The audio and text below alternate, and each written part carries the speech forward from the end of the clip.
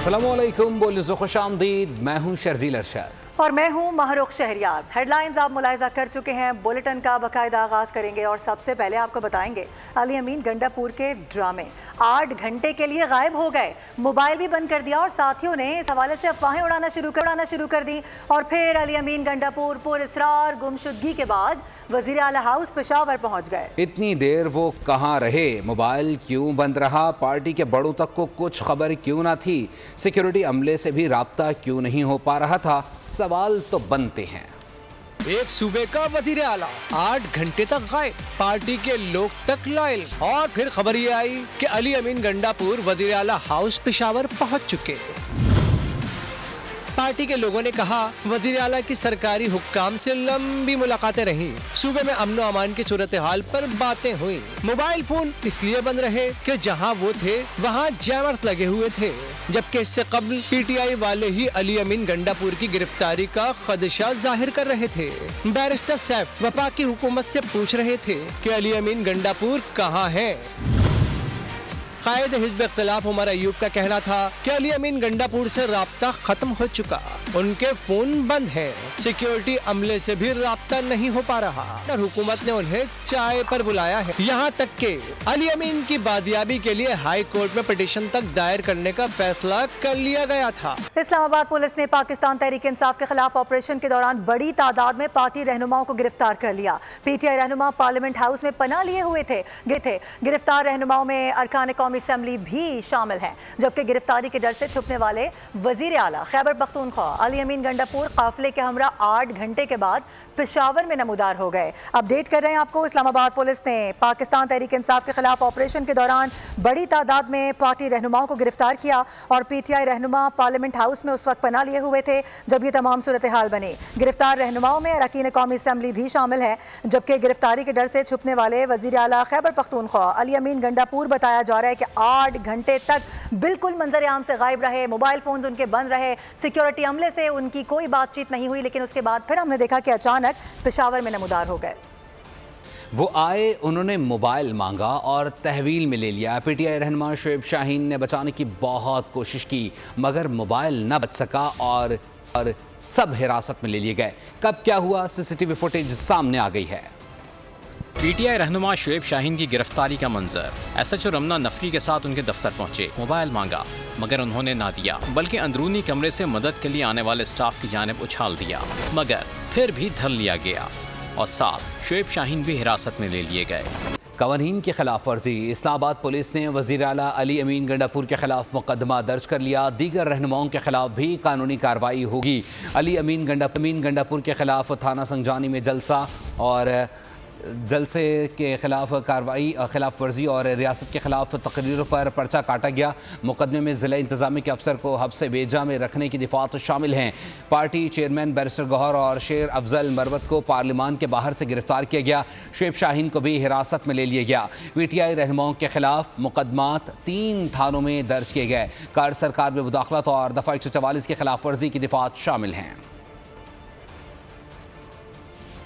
वज़ीर आला बलूचिस्तान सरफराज भुगटी ने वज़ीर आला केपी अली अमीन गंडापुर से मुलाकात की तरदीद कर दी। उनका कहना था कि ऐवान सदर शाही में जाने के लिए केपी हाउस का रूट इस्तेमाल किया था, क्योंकि रोड ब्लॉक था।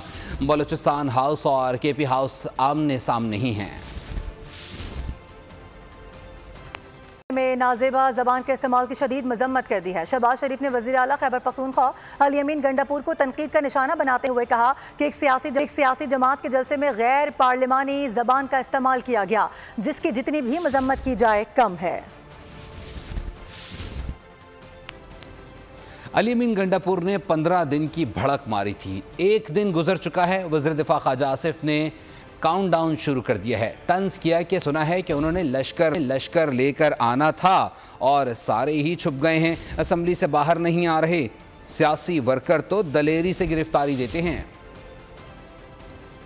और लीगी रहनुमा आज़मा बुखारी ने खैबर पख्तूनख्वा हाउस दहशतगर्दों का अड्डा करार दे दिया। लाहौर हाईकोर्ट में मीडिया से गुफ्तगू में कहा कि इस वक्त खैबर पख्तूनख्वा हाउस दहशतगर्दों शरपसंदों का अड्डा बना हुआ है। खैबर पख्तूनख्वा हाउस को दहशतगर्दों के ठिकानों के तौर पर इस्तेमाल किया जा रहा है। नाजेबा वीडियो लीक पर गुफ्तगू करते हुए सवाल किया कि खातून की फेक वीडियो बनाकर लगा देना इतना आसान क्यों है। उनका यह भी कहना था कि एक फिल्म में तो तारीख के बाद तारीख से हल निकल आया था, मुझे नहीं लगता कि मेरे केस में तारीख के बाद भी कोई हल निकलेगा।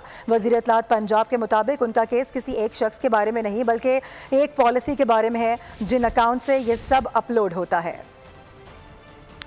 लिटरली वो कोर्ट का जो फिल्म का है ना, वो सीन बहुत याद हो रहा है, तारीख पे तारीख। और चले उस फिल्म में तो शायद तारीख पे तारीख के बाद वो हल निकल आया था, मुझे नहीं लगता कि मेरे केस में तारीख के बाद ही वो हल निकलेगा। ये जो मेरा केस है ये किसी एक स्पेसिफिक जो है वो पर्सन के बारे में नहीं है, ये एक पॉलिसी के बारे में है कि इस मुल्क में किसी भी खातून की फेक वीडियो बनाकर उसको लगा देना इतना आसान क्यों है।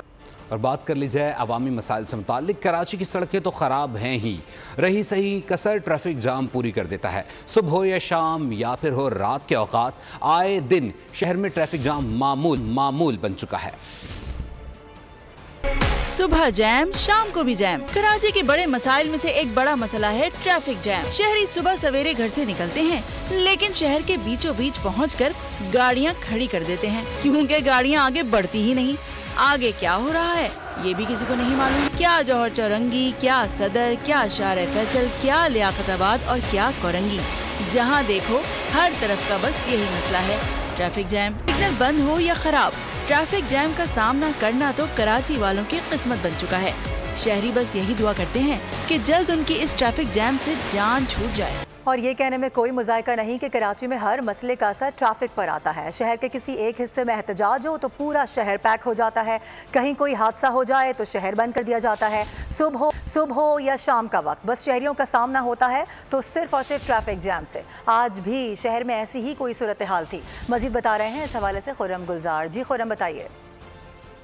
चौरंगी और हीना चौरंगी के मकीन जो है वो सड़कों पे निकल आए। सुबह सवेरे उन्होंने मेन चौरंगी और उसके अतराफ के जो रास्ते हैं उसको ब्लॉक करके एहतजाज किया। एहतजाज बिजली और पानी की बंदिश के खिलाफ किया जा रहा था, जिसके बाइस बड़ी अहम शाहराहों पर ट्रैफिक जाम की सूरत हाल देखने में आई, जिसमें डिफेंस बोर्ड है, चौरंगी रोड है, साथ ही तय्यूबाद चौरंगी है, चौरंगी सनत एरिया का इलाका है, लियारी है, एक्सप्रेस वे है, बलोच कॉलोनी एक्सप्रेस वे है। इतराफ में बदतरीन ट्रैफिक जाम की सूरत हाल रही। ऐसे बलोच कॉलोनी मौजूद है, हम इनसे मजीद जानते हैं। असल में यहाँ पर बलोच पुल से जो हमने ट्रैफिक डिवाइड की थी तो काफी रोड, तो ये तय्यूबाद ब्रिज जो तय्यूबाद पे वहाँ पर एहतजाज था, वहाँ से हमने डिवाइड की, वहाँ बैरिकेड लगा के हम काफी रोड पे ले आए ट्रैफिक को। काफी रोड को हमने मुकम्मल डिवाइड किया, तकरीबन 2-2.5 घंटे तक हम ट्रैफिक फ्लो रहा, लेकिन हम ट्रैफिक को रेगुलेट रखा। इंशाल्लाह क्लियर ही चली, हमारे पास कोई ट्रैफिक का इतना अभी इंशाल्लाह अभी हमारे पास बिल्कुल चल रही है, नॉर्मल हो चुका है, बिल्कुल नॉर्मल हो चुका है, अब बिल्कुल क्लियर है हमारे पास। ट्रैफिक पुलिस का बताना है कि पीक आवर्स जो थे उसकी वजह से भी जो है वो ट्रैफिक जाम की शदीद सूरत हाल रही, ट्रैफिक का दबाव रहा। अब सूरत हाल इस तरह से है कि जो शहर की आम शाहराह हैं जिसमें चौरंगी रोड है, अब भी ट्रैफिक का दबाव कुछ वहाँ पर मौजूद है, जबकि बलोच कॉलोनी पुल और साथ ही जो बलोच कॉलोनी एक्सप्रेस वे है उस पर ट्रैफिक की सूरत हाल नॉर्मल। और शुक्रिया अपडेट करने के लिए। ज़रा सी गर्मी क्या बढ़ी कि इलेक्ट्रिक ने शहर में गैर एलानी लोड शेडिंग शुरू कर दी। कई इलाकों की बिजली बिना बताए बंद कर दी गई। गुज़िश्ता रोज़ शहरियों ने कई मकामात पर शदीद एहतजाज किया। ट्रैफिक भी जाम रहा, लोगों को परेशानी का भी सामना रहा। मुजाहिरीन का कहना है कि इलेक्ट्रिक अपनी मनमानी करता है, उन्हें रोकने वाला कोई नहीं। मज़ीद तफसीलात जान लेते हैं बोल न्यूज़ के नुमाइंदे कफील अहमद से। कफील, अपडेट कीजिएगा।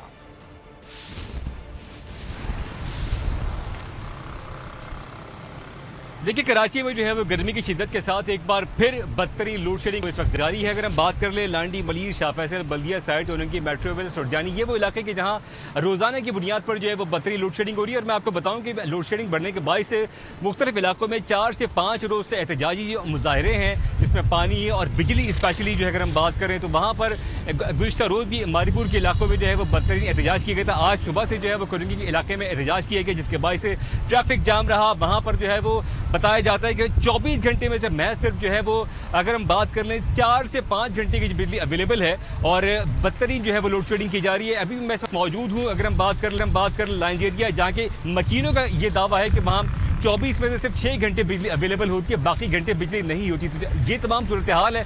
और मैं आपको बताऊं कि जो इस वक्त एहतजाज जारी है, किसी के जो है वो के इलेक्ट्रिक इंतजामिया ये दावा करती हुई दिखाई देती है कि इन एरियाज़ के अंदर जो है वो करोड़ों रुपए के वाजबात हैं। अगर किसी एक कॉलोनी के अंदर अगर 100 घर हैं फॉर एग्जाम्पल और 95 लोग वहाँ प्रॉपर बिल देते हैं तो उन जो 95 लोगों का क्या कसूर है। और अगर 5 लोग चोरी कर रहे हैं, ये कहाँ की सज़ा उनको जो है वो मिलती है। और दूसरी बात है कि शहरियों का कहना है कि इस वक्त ऐसे भी इलाके हैं जहाँ प्रॉपर बिलिंग होने के बावजूद भी वहाँ जो है वो बिजली की बदतरीन लोड शेडिंग की जा रही है। तो ये वो दर्द सर है जो कि आवाम के लिए इस वक्त जो आवाम को भुगतना पड़ रहा है। और उनका मुतालबा है कि खुदारा जिस तरह जो है वो बिजली के बिल भेजे जा रहे हैं उसी तरह बिजली की फराहमी को यकीनी बनाया जाए, लेकिन ऐसा कहीं होता हुआ दिखाई नहीं देता। और ना इंतजामिया सोच रही है, ना जो अपना सूबाई गवर्नमेंट है वो इस बात को देख रही है। और के इलेक्ट्रिक इंतजामिया से कोई पूछने वाला नहीं। इस मुल्क के अंदर कोई रियासत, कोई इदारा है, कोई ऐसे कम अज़ कम पूछ रही है कि भाई आप 15 घंटे की लोड शेडिंग की जा रही है। शहर के मुख्तलिफ इलाकों में रोजाना की बुनियाद पर एहतजाज जो है वो किए जा रहे हैं, लेकिन जूं जो है वो नहीं रेंगती। इस वक्त भी जो अगर हम बात कर रहे हैं सुबह से पंजाब चुरंगी और कुरंगी के इलाकों में हमारे साथ ही मौजूद रहिएगा। इस वक्त अमीर जमात इस्लामी कराची मुनम जफर हमें ज्वाइन कर चुके हैं, उनसे बात कर लेते हैं। सर बहुत शुक्रिया आप बोल न्यूज़ को वक्त देने के लिए। सर यकीनी तौर पर इसमें कोई दो राय नहीं है कि जब भी इस तरह के मसले हुए हैं जमात इस्लामी की जानिब से न सिर्फ आवाज़ उठाई गई है बल्कि रोडों पर आके बाकायदा एहतजाज भी किया गया है। इस वक्त भी यही सूरत हाल है। कहिएगा इस पर आप क्या कॉमेंट करना चाहेंगे और फिर IPPs के हवाले से जो आप लोगों के कुछ मुज़ाकरात चल रहे थे उनका क्या बना। कोशिश करेंगे राब्ता बहाल कर सकें, अपने नाजरीन को बता रहे हैं, दिखा भी रहे हैं कि सुबह से क्या सूरत हाल है। थोड़ी सी गर्मी पड़ती है कि इलेक्ट्रिक फौरी तौर पर किस तरह से यहाँ पर गैर एलानिया लोड शेडिंग शुरू कर देती है वो हमने देखा है। इस वक्त बड़ी खबर आपको देंगे। अदालत ने chairman NADRA lieutenant general Munir अफसर को ओहदे पर बहाल कर दिया है। लाहौर हाई कोर्ट ने सिंगल बेंच का फैसला मुअत्तल कर दिया है। आपको बताएं कि अदालत ने फरीकैन को नोटिस जारी करते हुए जवाब भी मांगा है। लाहौर हाई कोर्ट के 2 रुकनी बेंच ने समाअत की है। 3 रोज कबल ये इस हवाले से खबर मौसूल हुई थी। इस हवाले से हम मजीद बात करेंगे। अब्दुल रहमान हमें ज्वाइन कर रहे हैं। अब्दुल रहमान बताएगा इस हवाले से क्या मजीद डिटेल सामने आ सकी हैं।